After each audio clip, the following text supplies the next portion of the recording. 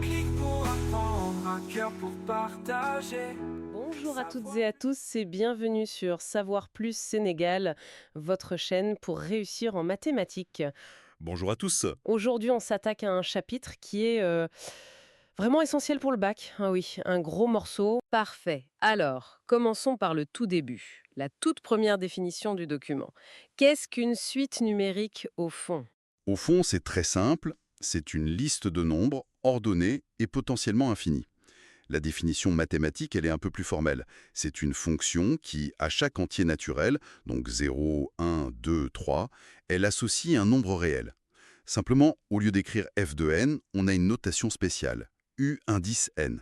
D'accord. Le n, c'est l'indice, le rang du terme dans la liste. Voilà. Et tout de suite, le document nous met en garde avec un exemple. UN égale 1 sur, entre parenthèses, n-2 facteur de 2n-1. J'imagine que le piège, comme pour les fonctions, ce sont les valeurs interdites. C'est le premier réflexe à avoir, absolument. On regarde le dénominateur, il ne peut pas être égal à 0. Ça nous donne deux conditions, n doit être différent de 2 et n doit être différent de demi. Ah oui, mais comme n est un entier. Ben voilà, Donc cette suite, elle n'est pas définie pour n égale 2. Elle peut commencer à n égale 3, par exemple. exactement. Le point de départ d'une suite n'est pas forcément 0. C'est un détail important. Et pour la notation, le document insiste bien sur la différence entre UN, qui est un nombre, et UN avec les parenthèses. Qui est la suite entière, l'objet global. C'est qu'une convention. C'est une convention cruciale, oui. La parenthèse, c'est comme dire la série télé, alors que UN, c'est l'épisode numéro n. Ah, j'aime bien l'image. L'un est la collection, l'autre est un élément. C'est ça. Ok, les bases sont posées. Là où ça devient plus concret, c'est quand le document aborde les deux grandes manières de fabriquer une suite. La première est dite explicite. Elle semble incroyablement directe. Elle l'est. Une formule explicite, c'est une sorte de machine où on entre le rang n qui nous intéresse, et la machine nous sort directement la valeur du terme un, sans se soucier des autres. L'exemple, c'est un égale 2n au carré plus 3 sur racine de n plus 1. Donc si je veux U100, je remplace n par 100, je calcule, et c'est fini. C'est un accès direct. C'est l'avantage. Alors ma question est, pourquoi s'embêter avec une autre méthode? Le document parle de la définition par récurrence, qui a l'air beaucoup plus laborieuse. C'est une excellente question. La récurrence, c'est une philosophie complètement différente. Ici, un terme se définit à partir de celui qui le précède. Comme des dominos? Exactement. C'est une définition en chaîne. On ne peut pas connaître un terme si on ne connaît pas le précédent. Du coup, il faut impérativement deux choses. Le tout premier terme, pour commencer la chaîne, le U0. Et la règle du jeu. Bien ça, je ne peux pas y aller directement. C'est exactement ça. C'est un processus séquentiel. C'est l'inconvénient majeur. C'est fastidieux. Oui, un peu. C'est comme essayer de regarder le 10e épisode d'une série sans avoir le droit de sauter les 9 premiers. D'accord. Alors pourquoi on l'utilise? Parce que beaucoup de phénomènes naturels ou économiques se modélisent comme ça. L'état d'un système à un instant t plus 1 dépend de son état à l'instant t.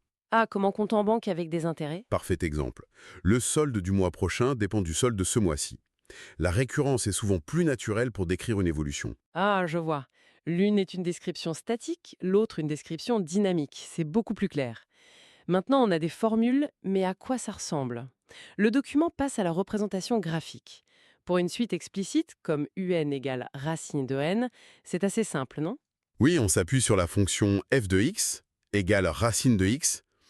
On dessine la courbe de cette fonction et les termes de la suite, ce sont simplement des points qui se trouvent sur cette courbe aux abscisses entières. 0, 0, 1, 1, 2 racine de 2, etc. C'est un nuage de points. Un nuage de points discret qui suit le tracé de la courbe. Mais pour une suite récurrente du type un plus 1 égale f de un, la méthode décrite dans le document est beaucoup plus maligne. On utilise la courbe de la fonction et une droite d'équation y à x. J'avoue que c'est une étape que j'ai toujours eu du mal à visualiser. C'est une construction très élégante. Imaginez, on part de U0 sur l'axe des abscisses. Pour trouver U1, qui est égal à f de U0, on monte verticalement jusqu'à la courbe de f. D'accord. La hauteur de ce point, sans l'ordonnée, c'est U1. Maintenant, comment on fait pour calculer U2, qui vaut f de U1? Il faudrait que la valeur U1 soit sur l'axe des abscisses, pas sur celui des ordonnées. Et c'est là que la droite y égale x intervient. C'est là que la magie opère. La droite y égale x, c'est une sorte de miroir parfait qui renvoie toute valeur d'un axe sur l'autre. Depuis notre point sur la courbe, on se déplace horizontalement jusqu'à cette droite. Et comme sur cette droite, l'abscisse est égale à l'ordonnée, L'abscisse de notre nouveau point est U1. exactement, on a réussi à reporter la valeur sur l'axe de départ. C'est une astuce visuelle pour remettre la balle au centre à chaque étape. Voilà. Et on est prêt à recommencer. On remonte verticalement vers la courbe pour trouver U2. On utilise le miroir y égale x pour le ramener sur l'axe des abscisses, et ainsi de suite. D'accord. Et cette construction en escalier ou en spirale, ça nous montre si la suite monte, descend, ou si elle se rapproche d'un point fixe. C'est puissant. C'est un outil formidable pour sentir le comportement d'une suite avant même de faire le moindre calcul. Alors parlons-en de ce comportement. Le document liste plusieurs propriétés. La première, c'est de savoir si une suite est bornée. Qu'est-ce que ça signifie concrètement? Une suite bornée, c'est simple. Imaginez un ascenseur dans un immeuble. Ok. Il ne peut pas aller plus haut que le toit, c'est son majorant. Et il ne peut pas descendre plus bas que le sous-sol, c'est son minorant. Donc les valeurs sont coincées. Elles sont coincées entre ces deux limites, un plancher et un plafond. Si elle n'a qu'un plafond, on dit qu'elle est majorée. Si elle n'a qu'un plancher, minorée. C'est une image très claire. Ensuite, on a les suites périodiques, celles qui se répètent. L'exemple, c'est UN égale cosinus de n pi sur 2. Je vais essayer de calculer les premiers termes. Pour n égale 0, cos de 0, ça fait 1. Pour n égale 1, cos de pi 2, c'est 0. Pour n égale 2, cos de pi, moins 1. N égale 3, c'est 0. Et n égale 4, cos de pi 2, ça fait 1. Ah! On est retombé sur le premier terme. Exactement. La suite fait un cycle. 1, 0, moins 1, 0, et ça recommence. On dit qu'elle est périodique de période 4, car UN plus 4 est toujours égal à UN. C'est un comportement très régulier. Très régulier. Et enfin, la question que tout le monde se pose, est-ce que ça monte ou est-ce que ça descend? Le sens de variation. Le document propose deux méthodes. La première est la plus intuitive. On étudie le signe de UN plus 1 moins UN. C'est la méthode de base. On calcule la différence entre un terme et son prédécesseur. Si cette différence est toujours positive, ça veut dire qu'on ajoute toujours quelque chose de positif pour passer au terme suivant. Donc la suite est croissante. Et si c'est négatif, elle est décroissante. Logique. Voilà. Mais le document ajoute une autre technique pour les suites à terme strictement positifs, comparer le rapport UN plus 1 sur UN à 1. Quand est-ce que c'est plus malin d'utiliser ça? C'est particulièrement efficace quand les formules contiennent des puissances, des exponentielles ou des factoriels. Pour ces suites-là, la différence UN plus 1 moins UN peut être très compliquée à analyser, alors que le quotient, lui, se simplifie souvent de manière spectaculaire. Ah oui. Si le rapport est plus grand que 1, ça veut dire que le nouveau terme est plus grand que l'ancien, donc la suite est croissante. C'est juste une autre façon de voir la même chose, mais parfois beaucoup plus simple. D'accord, on sait définir les suites, les visualiser et même décrire leur comportement. Mais en maths, décrire ne suffit pas, il faut prouver. Comment être absolument certain qu'une propriété est vraie pour tous les termes de la suite jusqu'à l'infini? C'est là qu'intervient cet outil qui peut faire un peu peur, la démonstration par récurrence. C'est le plat de résistance du chapitre, mais son principe est d'une logique implacable. C'est l'effet domino. L'effet domino, j'aime bien. Pour faire tomber une file infinie de dominos, on n'a besoin que de deux choses. Premièrement, il faut pousser le premier domino. L'initialisation. C'est ça. On vérifie que notre propriété est vraie pour le premier rang.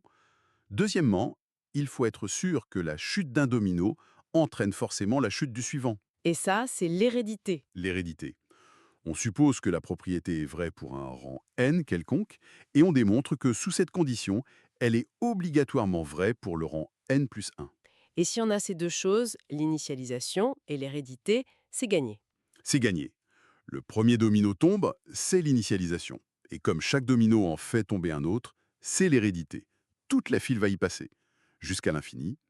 C'est la conclusion. La propriété est vraie pour tous les entiers. Pour bien saisir le truc, le document nous guide à travers trois exemples classiques. Le premier, prouver que pour tout entier n, n plus 1 est inférieur ou égal à 2 puissance n. Allons-y. Initialisation. Pour n égale 0, on a 1 inférieur ou égal à 1.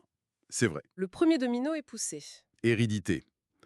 On suppose que pour un certain n, on a n plus 1 inférieur ou égal à 2 puissance n.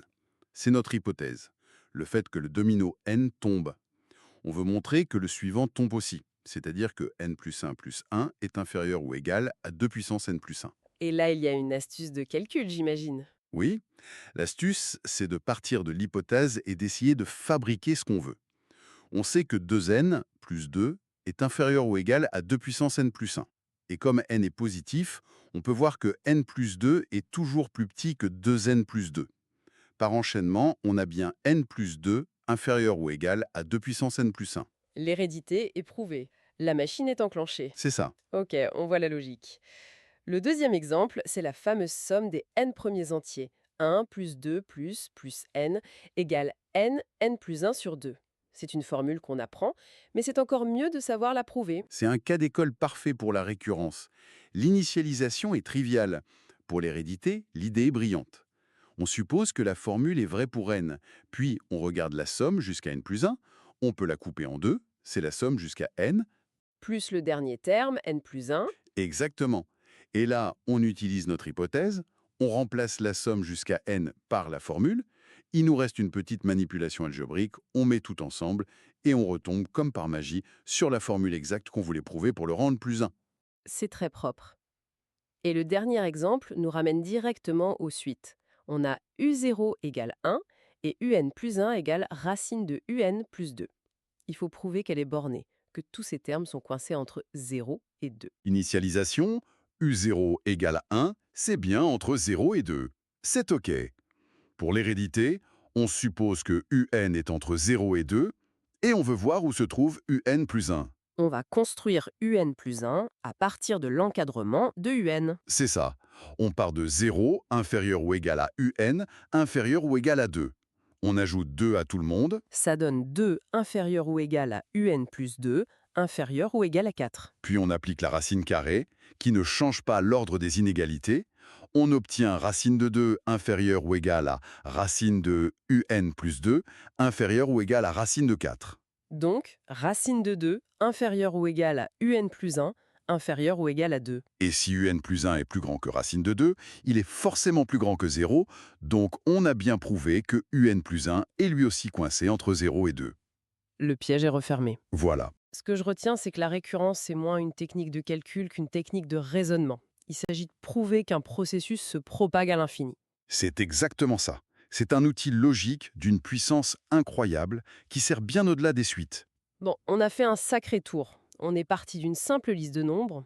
On a vu comment la générer, la dessiner, comment qualifier son comportement, et enfin comment prouver ses propriétés de manière infaillible. C'est un résumé parfait.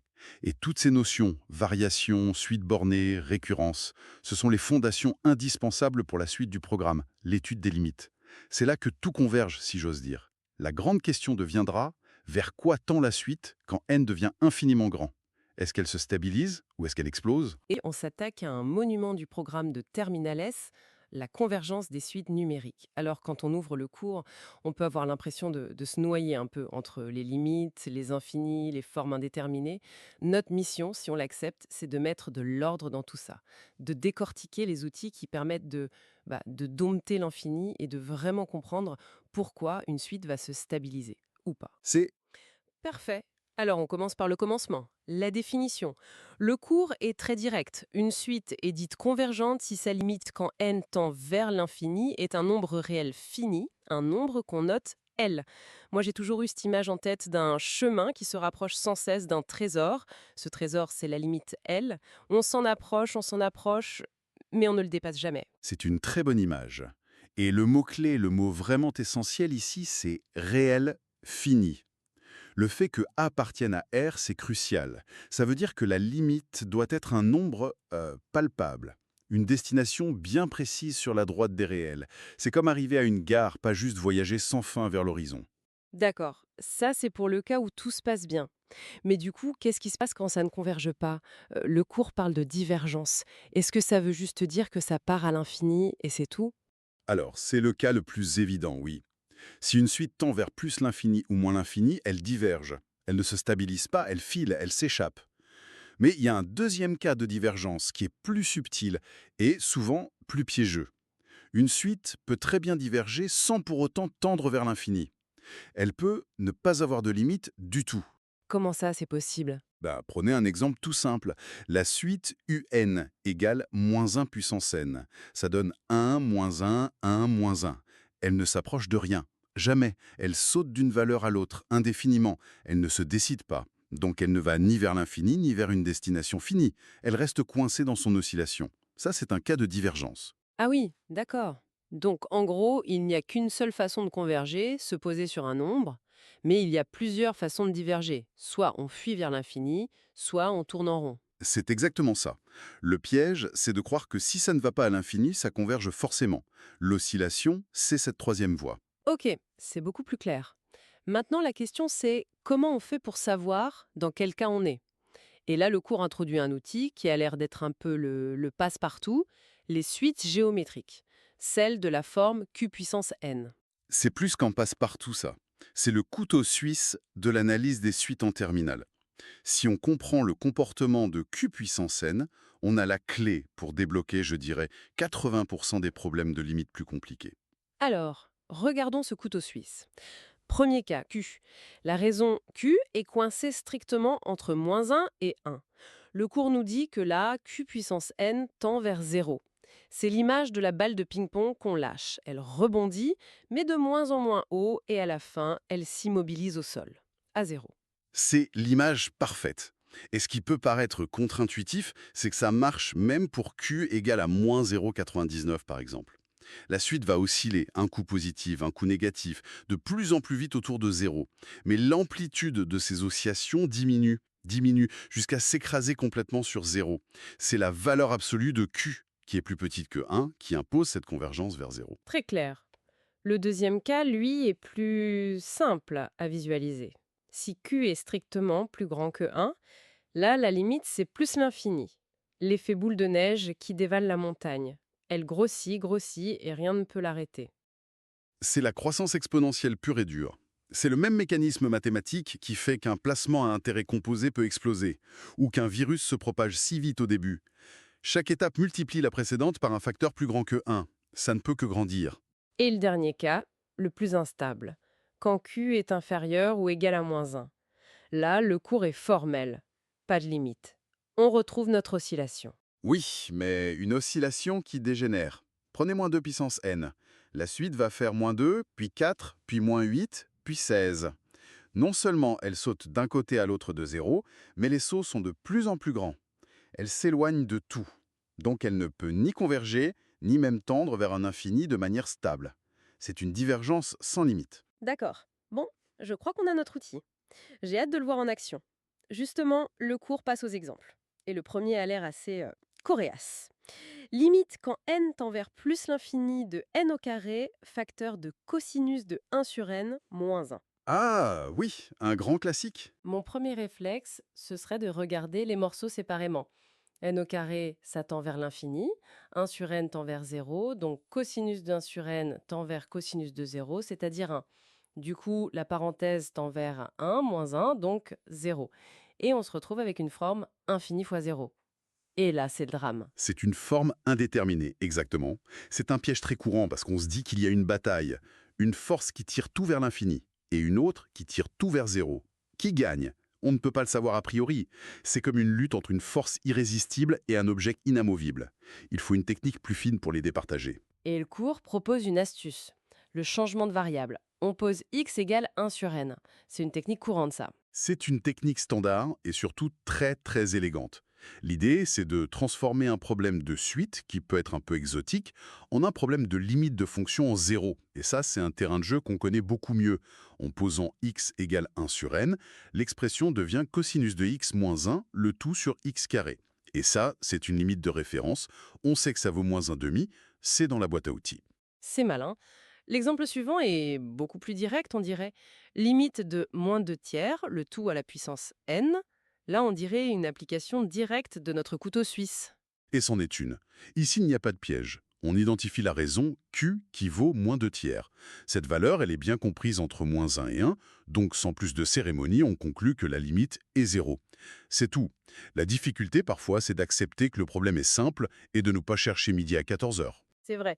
Les 2 derniers exemples, par contre, semblent nous ramener vers des formes indéterminées. Le premier limite de 4 puissance n moins 2 puissance n sur 3 puissance n plus 5 puissance n. On a de l'infini en haut, de l'infini en bas. Exactement. Infini sur infini. Et c'est là qu'on va réutiliser notre couteau suisse, mais de manière plus stratégique. La question qu'il faut se poser, c'est, dans cette jungle de termes qui partent tous à l'infini, est-ce qu'il y en a un qui grandit plus vite que les autres? C'est l'idée du terme dominant. Imaginez un débat où tout le monde crie. Le terme dominant, c'est celui qui a la voix la plus forte et qui va couvrir toutes les autres. Ici, entre 4 puissance n, 2 puissance n, 3 puissance n et 5 puissance n, qui est le champion de la croissance? Ben, c'est celui qui a la plus grande base, donc 5 puissance n. Exactement. C'est lui le chef. Et la stratégie, c'est de forcer son apparition partout. On va factoriser par 5 puissance n, en haut et en bas. C'est une manipulation algébrique, mais son but, c'est de tout réécrire par rapport au plus fort. D'accord. On met le chef en avant et on regarde comment les autres se débrouillent par rapport à lui. C'est ça. Et une fois qu'on a factorisé et simplifié, on se retrouve avec des termes comme 4 cinquième puissance n ou 3 cinquième puissance n. Et là, magie, toutes ces nouvelles raisons sont plus petites que 1 en valeur absolue. D'après notre couteau suisse, tous ces termes-là tendent vers 0. Ils se font écraser par la puissance de 5 puissance n. Et à la fin, il ne reste presque rien. Le calcul donne 0 sur 1, c'est-à-dire 0. Identifier le plus fort, le mettre en évidence et regarder les autres s'évanouir. Le tout dernier exemple, limite de 2 puissance 2n-1 sur 5 puissance n moins 4 puissance n plus 1. Il a l'air d'utiliser la même idée, mais avec des petits pièges d'écriture. Exactement. C'est d'abord une question de nettoyage. Avant d'identifier le dominant, il faut que tout soit écrit sous une forme comparable. Il faut voir que 2 puissance 2n, c'est en fait 4 puissance n. Il faut voir que 4 puissance n plus 1, c'est 4 fois 4 puissance n. Une fois ce ménage fait, on voit que le terme dominant, c'est 4 puissance n. Et là, on applique la même stratégie. On factorise, on simplifie, et après calcul, on trouve moins un quart. La méthode est la même. La difficulté était dans la préparation. D'accord. Mais et s'il y a des suites où on ne peut juste pas calculer la limite directement? Je pense aux suites définies par récurrence, par exemple. On est bloqué. Non. Et c'est là que le cours nous offre un autre type d'outil, plus subtil. Ce sont les théorèmes de convergence monotone. Ce ne sont pas des outils de calcul, ce sont des outils d'existence. Ils nous garantissent qu'une limite existe même si on ne sait pas encore la calculer. C'est fascinant, ça. Le cours donne 2 règles d'or. Tout de suite croissante et majorée convergent et tout de suite décroissante et minorée convergent. J'aime bien l'analogie de l'escalier. Si on monte sans arrêt, donc on est croissant, mais qu'on sait qu'il y a un toit qu'on ne peut pas traverser, on est majoré, eh ben, on est bien obligé de s'arrêter à un étage, ou au moins de s'en approcher infiniment près, et cet étage, c'est la limite. C'est une image parfaite. Et ce théorème, il a des implications qui vont bien au-delà des maths. Pensez à un thermostat dans une pièce. Le chauffage s'allume, la température est croissante. Mais elle est majorée par la température de consigne, disons 20 degrés. Le théorème nous garantit que la température va se stabiliser. Elle ne va pas augmenter à l'infini. C'est une garantie de stabilité pour un système contrôlé. On retrouve ça partout, en physique, en biologie. Donc juste, le fait de savoir qu'une solution existe, même sans la connaître, ça change tout. On sait qu'on ne cherche pas dans le vide. Absolument, c'est faire la moitié du chemin. Et ça nous amène directement à la dernière partie du cours, qui fait le lien avec les fonctions, et qui va nous donner une méthode pour trouver justement cette fameuse limite dont on vient de prouver l'existence. Oui, cette dernière section, elle est capitale. Le premier point est assez intuitif. Si une suite UN tend vers L et qu'on lui applique une fonction continue f, alors la nouvelle suite, f de UN, tend vers f de L. En gros, une fonction continue, ça ne casse pas les limites. C'est la définition même de la continuité. Si on est proche à l'entrée, on reste proche à la sortie. Mais c'est la deuxième propriété qui est un outil de travail extraordinaire, surtout pour les suites définies par récurrence, du type UN plus 1 égale f de UN. Exactement. Celle où on ne peut pas exprimer UN en fonction de n. C'est là qu'on se sent souvent le plus démuni. Eh bien, le cours nous donne une information en or. Il nous dit que si on a déjà prouvé que cette suite converge, par exemple, en montrant qu'elle est croissante et majorée, alors sa limite, elle, n'est pas n'importe quel nombre. Elle doit obligatoirement être une solution de l'équation f de x égale x. C'est ce qu'on appelle un point fixe de la fonction. Un point fixe. Un point que la fonction laisse à sa place. Si je lui donne x, elle me rend x. Mais pourquoi la limite doit-elle être un de ces points? L'idée est très simple au fond. Quand n devient immense, la suite se stabilise. Ça veut dire que un est quasiment égal à L. Mais le terme d'après, un plus 1, l'est aussi. À la limite, un et un plus 1 sont indiscernables. Ils valent tous les deux L. Du coup, notre équation de départ, un plus 1 égale f de un, si on passe à la limite, elle devient tout simplement L égale f de L. Ah mais oui, c'est logique. Donc la méthode est en deux temps. D'abord, on prouve que la suite converge, avec les théorèmes de l'escalier par exemple. Et ensuite, pour trouver la valeur de la limite, on résout l'équation f de x égale x. Ça nous donne une liste de suspects. C'est exactement ça. On passe d'une recherche dans un océan de possibilités à une simple résolution d'équations qui nous donne un, deux ou trois candidats. C'est une stratégie extrêmement puissante. Finalement, tout s'emboîte parfaitement. On part d'une idée simple, se rapprocher d'une cible. On s'équipe avec les suites géométriques pour les cas directs, on apprend la stratégie du terme dominant pour les situations plus complexes, et on finit avec des garanties théoriques et une méthode de recherche de suspects pour lesquels les plus coriaces. C'est une très belle construction. C'est une construction très cohérente en effet. On part des fondations pour arriver à des outils vraiment performants. Les suites arithmétiques et géométriques, on a sous les yeux un cours complet, type Terminal 16.2, avec les définitions, les propriétés et même un exercice d'application qui m'a l'air assez costaud. Notre objectif, c'est de tout décortiquer, vraiment tout, pour que ça devienne limpide. C'est un super objectif. Parce que, en fait, ces suites, c'est pas juste des formules abstraites. C'est les deux grands modèles de progression qui existent. L'un est basé sur l'addition, l'autre sur la multiplication. Et comprendre ça, c'est comprendre comment modéliser la croissance, les intérêts financiers, énormément de choses. D'accord, alors commençons par le plus simple, le plus intuitif, les suites arithmétiques. La définition, c'est qu'on passe d'un terme au suivant en ajoutant toujours le même nombre, la raison qu'on appelle R. Exactement. La formule de base un plus 1 égale un plus R.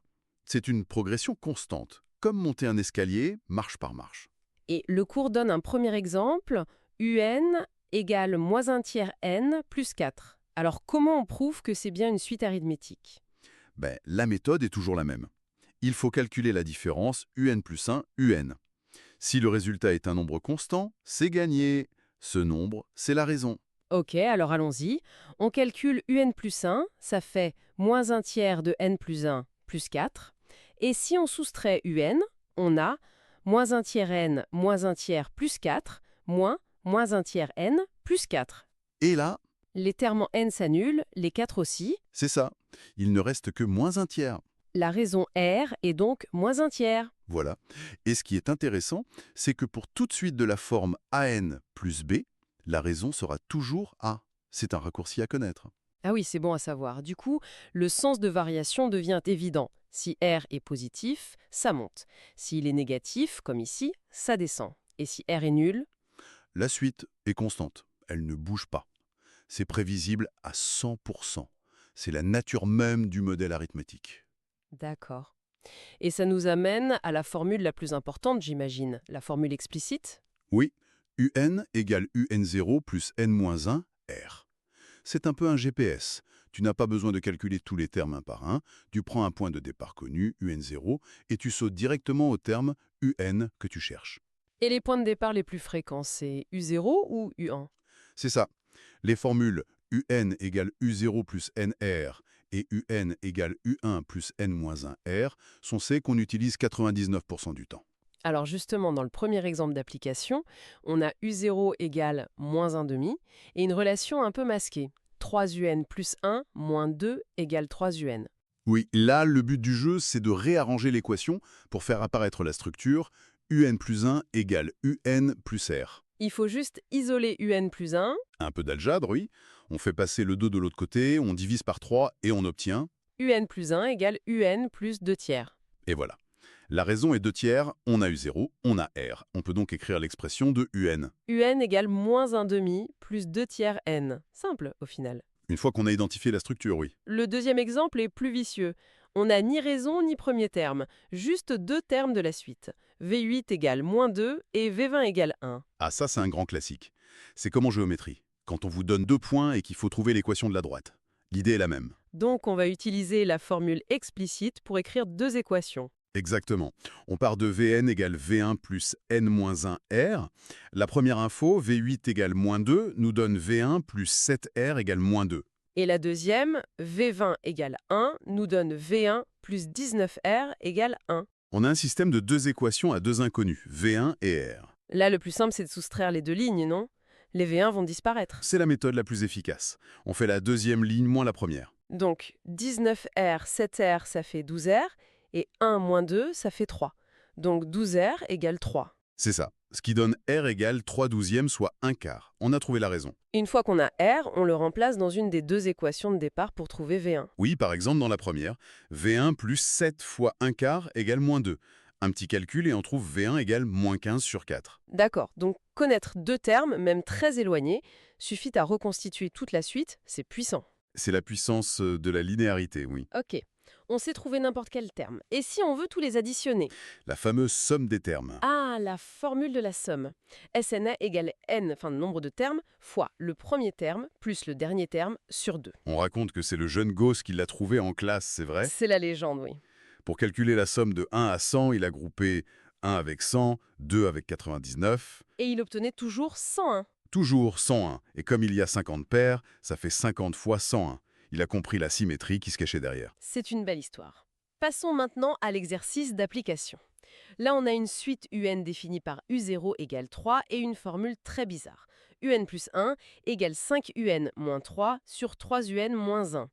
Et on nous introduit une suite auxiliaire, VN, égale UN plus 1 sur UN moins 1. C'est un grand classique des sujets de bac, ça. A une trajectoire très compliquée, mais que si on la regarde à travers les lunettes de la suite VN, on va voir quelque chose de beaucoup plus simple. Une ligne droite.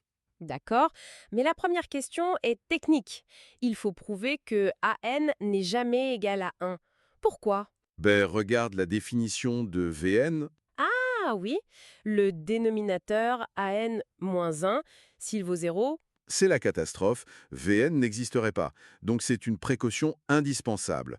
On le montre par récurrence, c'est assez rapide. on vérifie que c'est vrai pour U0 qui vaut 3, et ensuite on suppose que AN n'est jamais égal à 1, et on montre que AN plus 1 ne peut pas être égal à 1 non plus. Exactement. C'est une étape de sécurité, mais ça nous dit aussi que 1 est une valeur que la suite va éviter. On verra à la fin pourquoi. Ok, le terrain est sûr. Maintenant, le cœur du problème est montrer que Vn est arithmétique. Donc, méthode habituelle, on calcule Vn plus 1.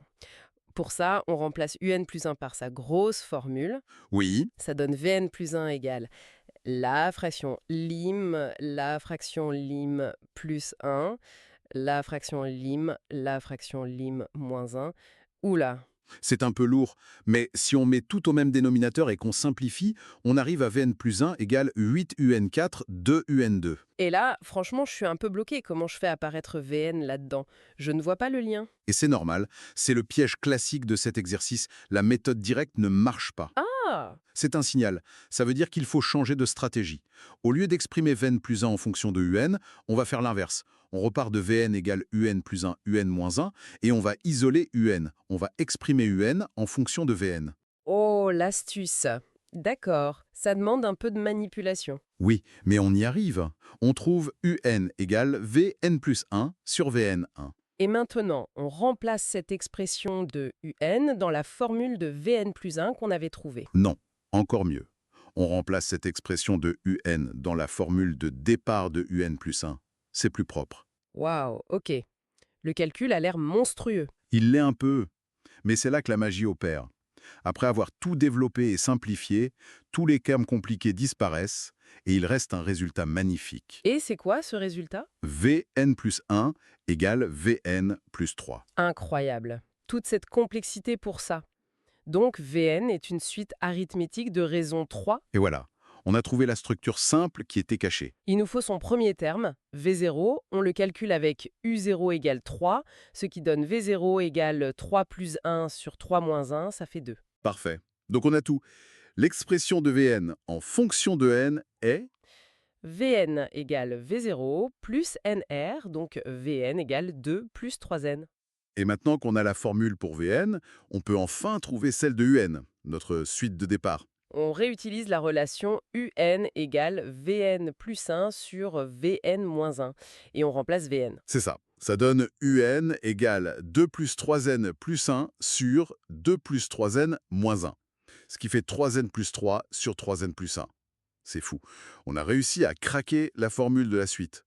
Et on peut même trouver sa limite maintenant. Oui, quand n tend vers l'infini, on regarde les termes de plus haut degré. 3n sur 3n, ça tend vers 1, la fameuse valeur que la suite ne pouvait pas atteindre. On a bouclé la boucle. Impressionnant.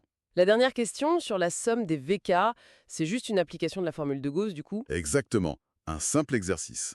Le plus dur est fait. Bien, on quitte ce monde de l'addition pour passer à l'autre moterie, la multiplication, les suites géométriques. Oui, on change de logique. La définition, c'est UN plus 1 égale Q fois UN. Chaque terme est un multiple du précédent. L'exemple du cours, c'est AN égale moins un tiers fois un demi N. Pour vérifier, cette fois, on ne fait pas la différence, mais le rapport UN plus 1 sur UN. Si on fait ça, les puissances de N se simplifient. Et il ne reste que le facteur 1/2. C'est la raison Q. Le cours donne un contre-exemple, Vn égale 3n moins 1 sur 2n, pour montrer que ce n'est pas toujours géométrique, même avec des puissances. Oui, si on calcule les premiers rapports, V1 sur V0 et V2 sur V1, on voit tout de suite qu'ils sont différents. Le facteur de multiplication change à chaque fois. C'est parce qu'il y a un terme 3n moins 1 qui vient perturber la progression. Exactement. Il y a un mélange de logique arithmétique et géométrique, donc ce n'est ni l'un ni l'autre. En revanche, pour le sens de variation, c'est beaucoup plus subtil que pour les suites arithmétiques. Il ne suffit pas de regarder le signe de Q. Non, parce que multiplier a des effets plus complexes. Multiplier par 2, ça fait grandir. Mais multiplier par 0,5, ça fait rapetisser. On se rapproche de 0. Ah oui. Et tout dépend aussi si le premier terme est positif ou négatif. C'est ça. Si on part d'un nombre négatif et qu'on multiplie par 2, on va encore plus loin dans les négatifs. Donc la suite décroît. Il y a plus de cas à analyser. C'est logique. Pour le reste, les outils sont similaires. Il y a une formule explicite, UN égale U0 fois QN. Oui, on part de U0 et on applique la multiplication n fois. Et il y a aussi une formule pour la somme des termes. Oui, et celle-là, elle est fondamentale. Sn égale UN0 fois 1 moins Q, nombre de termes, sur 1 moins Q. C'est la formule qui est derrière tous les calculs d'intérêt composé et de prêt immobilier. C'est peut-être l'une des formules les plus importantes en finance. On a donc fait le tour. Pour résumer, on a deux modèles arithmétiques. On avance par pas constant, une croissance linéaire. Géométrique, on avance par facteur constant, une croissance exponentielle. C'est exactement ça. Et l'exercice nous a montré qu'un problème complexe peut parfois être résolu en changeant de point de vue pour y trouver une structure simple et connue. C'est une belle leçon, qui dépasse les maths. Complètement. Ici, sur Savoir Plus Sénégal, voir la logique derrière les formules. Si cette analyse vous a éclairé, si elle vous a aidé, le meilleur moyen de soutenir la chaîne, c'est de vous abonner, de laisser un pouce bleu et, surtout, de partager la vidéo. Chaque partage contribue à rendre le savoir plus accessible.